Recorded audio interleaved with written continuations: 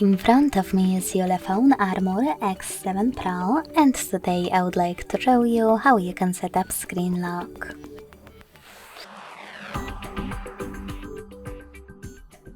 Begin by opening Settings and scrolling down to access Security.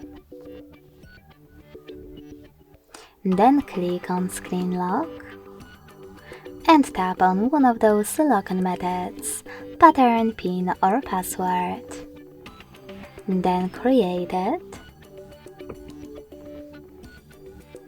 Tap on Next at the bottom right corner and repeat it to confirm it. When you finished, select Confirm. Now answer this question by choosing one of the available options.